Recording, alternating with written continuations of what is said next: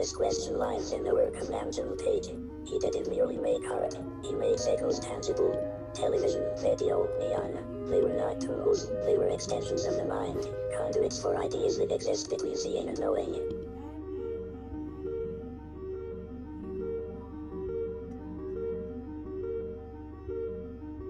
Born in Korea in 1932, trained in music with Stockhausen, Paik steeped in the logic of sound and time, and yet he turned his attention to screens and circuits.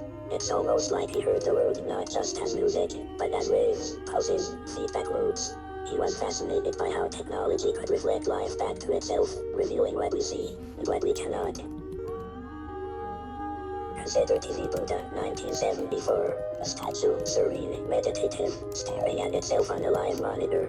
The signal loops, the image is both itself and not itself, present and mediated, a recursive reflection of observation. The medium, video, extends our faculty of sight into consciousness itself.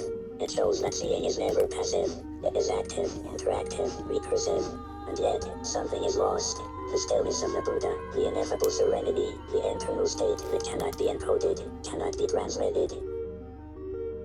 Then there's Electronic Superhighway, 1995.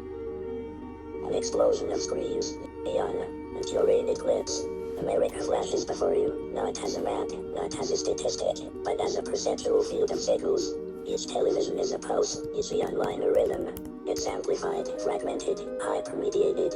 The signal carries meaning, yet cannot capture the fullness of lived experience behind each frame. Paik transforms abstraction, culture, identity, technology, into a tangible system we can navigate with our senses. Paik's practice was also deeply collaborative. With engineers, composers, artists like Rauschenberg, he blurred the boundary between human intention and technological agency. Signals were co-creators. Feedback loops, delays, and distortions were not errors. They were gestures, poetry, consciousness.